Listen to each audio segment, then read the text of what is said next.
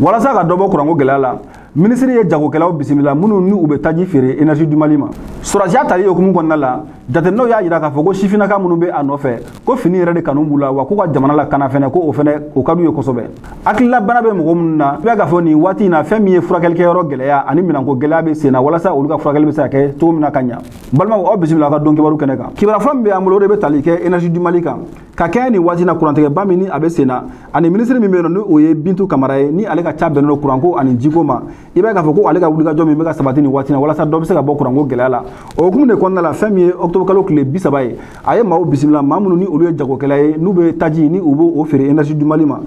lajɛ mun de hukumu yɛrɛ kɔnɔna la i b'a k'a fɔ ko a bɛ tali kɛ kosɛbɛ sabula u bɛ fɛ ka yɛlɛma dɔ don fɛn min ye énergie ka baara taabolo la walasa kuranko bɛ se ka nɔgɔya cogo min na i b'a k'a fɔ ko nin lajɛ in kɛnɛ kan fɛn min ye énergie du Mali yɛrɛ directeur ye ale tun bɛ yen nɔ ni o ye Abdoulaye Djibril Diallo ye fo ka taa se directeur min bɛ yen nɔ ni ale bɛ central du pôle financier comptabilité et commercial ni o ye monsieur Moussa Diakité ale fana tun bɛ nin kɛnɛ in kan laɲini yɛrɛ tun bɛ min nɔfɛ o de k'a jira k'a fɔ ko taji feerela caman bɛ yen nɔ minnu bɛ taji feere énergie du Mali ma k'a jama ka ca kojugu ka se ka camanba de bɔ o la i b'a k'a fɔ ko o hukumu de kɔnɔna la fɛn min ye société 4 ɲɔgɔn ye olu sugandira k'a fɔ ko olu bɛna to ka taji olu bɛna ta ka o di énergie du Mali ma sanga a n'a ka waati bɛɛ lajɛlen la walasa dɔ bɛ se ka bɔ yurugurugu ni fɛnw na essence ko la kosɛbɛ ka ɲɛsin fɛn min énergie du Mali ma wa nin taji feerela ninnu fana bɛ baara bɛ kɛ bɛnkan dɔ kɔnɔna la bɛnkan min ni a jayalen don nɔgɔ foyi tɛ a la sabula jɛkulu ni baarakɛminɛn dɔw bɛna sigi sen kan walasa ka se k'a dɔn nin taji feerela ninnu na ni taji min ye énergie du Mali la u ni hakɛ min bɛ na o hakɛ u ka se k'a dɔn k'a fɔ ko u ye min kɛ réservoir kɔnɔna la ko bɛna kɛ sababu ye taji suɲɛ min tun bɛ énergie du Mali kɔnɔna la ko ka se ka caman b'o la sabula fɔlɔfɔlɔ la i b'a ye k'a fɔ ko taji tun bɛna ka na jigin réservoir kɔnɔna la i b'a ye k'a fɔ ko hakɛ min bɛ jigin maa tun tɛ o hakɛ jɔnjɔ o tun tɛ se ka ɲɛdɔn cogo si la wa taji feerela 4 minnu ni o ye jɛkulu ni olu sugandira k'a fɔ ko olu bɛna taji di énergie du Mali ma i b'a ye k'a fɔ ko 2 bɛ yen nɔ olu ta bɛna kɛ essence ye 2 bɛ yen nɔ olu ta bɛna kɛ gasoil ye sabula bɛnkan sɛbɛn min ni o signera ni parti fila ni ɲɔgɔn cɛ ni o ye gouvernement ye fo ka taa se taji feerela ninnu ma o bɛ a bɛɛ jɔyɔrɔ ɲɛfɔ i ɲɛna ani i kan ka baara kɛ kɛcogoya min na o bɛɛ lajɛlen préciseren don a kɔnɔna la ministre yɛrɛ ka kɔrɔfɔ la ni o ye Bintu Kamara ye a y'a jira k'a fɔ ko ale nakun énergie du Mali la ko o de k'a jira k'a fɔ ko gɛlɛya min bɛ EDM kɔnɔna la ka se ka baara kɛ cogo min na walasa énergie du Mali a bɛ se ka wuli ka jɔ a sen kan cogo min na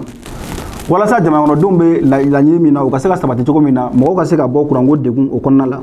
u y'a jira ni jagokɛla ninnu na k'a fɔ ko fɛn min ye u ka baara hukumu kɔnɔna la musaka min fana kan ka d'u ma walasa u bɛ taji min feere énergie du Mali ma ko gouvernement fo ka taa se énergie du Mali ma k'u fana bɛna cɛsiri bɛɛ lajɛlen boloda walasa u ka juru u ka wariw ka se ka sara a saracogo ɲɛ bɛɛ lajɛlen ma Abdoulaye Djibril Diallo ale min ye énergie du Mali ɲɛmɔgɔ ye ale y'a jira k'a fɔ ko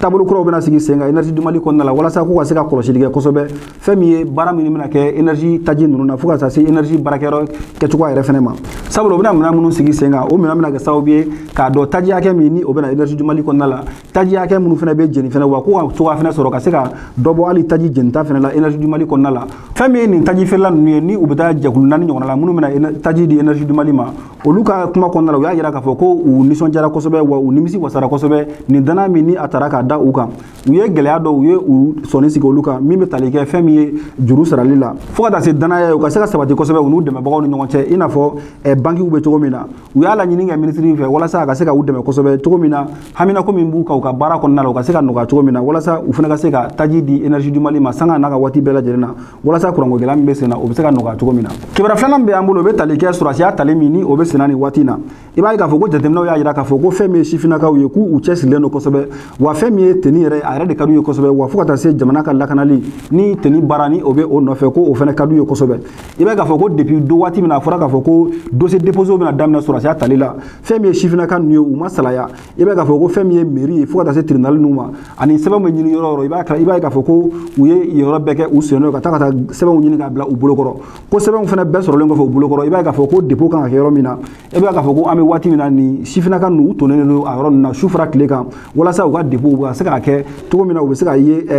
ɲɔgɔndan na ɲɔgɔndan min bɛ taa kuncɛ fɛn min ye sɔrɔsiya tali ye nin sifinnaka ninnu u bɛ nin wulikajɔ min na i b'a ye k'a fɔ fasiri sɛbɛnbaga jira k'a fɔ ko dɔwɛrɛ foyi tɛ a kɔfɛ fɛn min ye fini yɛrɛ o kanu yɛrɛ de b'u la kosɛbɛ fo ka taa se fini fana bɛ baara min nɔfɛ ni o ye jamana lakana ye i b'a ye k'a fɔ ko o fana ka di sifinnaka ninnu fana o ka d'u ye kosɛbɛ sabula u yɛrɛ bɛɛ b'a kalama k'a fɔ ko fini a baara min bɛ a kɔnɔna la baara ka gɛlɛn i b'a ye k'a fɔ ko sacrifice caman b'a la ko u y'o bɛɛ dɔn o bɛɛ n'a ta u bɛ ka u engagé ka nin sacrifice bɛɛ kɛ walasa u bɛ se ka ta cogo min na teni kɔnɔna la fɛn min ye direction des armées i b'a ye k'a fɔ ko fɛn min ye Kasa Jawara Mariam Konate i b'a k'a fɔ ko olu ye fini ɲinibagaw y'a yira k'a fɔ ko fɛn min ye gɛlɛya tɛ gɛlɛya ye ko olu pɛrɛlen don k'a bɛɛ lajɛlen kun walasa u ka se k'a sɔrɔ cogo min na finitigilaka kuraw fɛ dossier déposé yɔrɔ min bɛ gardikan kɔnɔna la nɔ nin fana ye candidat ye ni o ye Korotumu Kuyate fo ka taa se Gawusu Kulubali Musa Gino ninnu olu fana bɛɛ y'a yira k'a fɔ ko fɛn min ye baara in yɛrɛ de ko a kanu yɛrɛ de bɛ o la kosɛbɛ wa k'olu ka laɲini tɛ dɔwɛrɛ fosi olu ka se ka baara in k'a se k'a lasɔrɔ cogo min na candidat fana yɛrɛw fana y'a yira k'a fɔ ko fɛn min ye olu ka sɛbɛn ye u taara taa a déposer n'a fɔ policiya la k'u ye tile caman kɛ u bɛ si u ɲɛna u bɛ tile u sen kan fɛnɛ